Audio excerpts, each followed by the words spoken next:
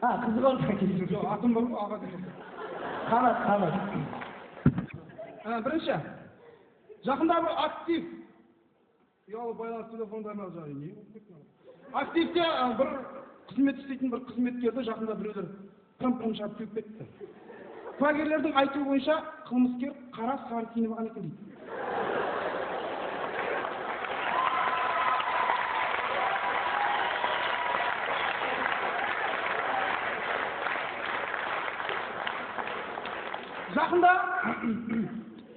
Жақында бір педколледждің бір өтекші қызы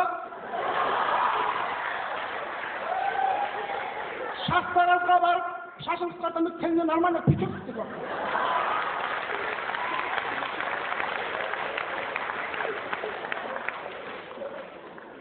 Дәрігерлердің айтуы бойынша жындыханада жындылар жатады екен ғой.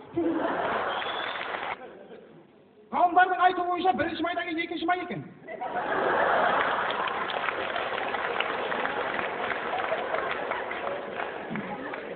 Қыз өссе елдің көркі деген сөзді естіген, бірақ сақал жақында сақалмап тапты. Осы қыздарда мұрт бола ма деген сұраққа, ой, ағай қуасың ба, ондай қыздарда мұрт болмайды ғой деп жауап беріпті сақалы бар қыздар. Бол, үшәділ. Адылға балғасы, кім жеңімпаз? Тыңдаңыздар оқушылар. Қызық орда.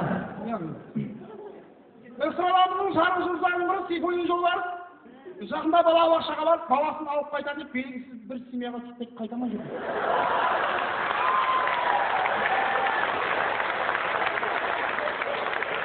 Ипотеканы ойлап тапқан адам жақында қайтыс болыпты.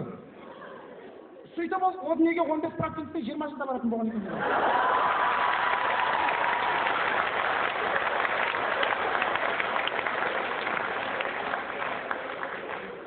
Тағы да Сейфуллин Жолбаров жақында өзінің шығармашылық кешін 5-ші балабақшаға өткізем деп өткізді.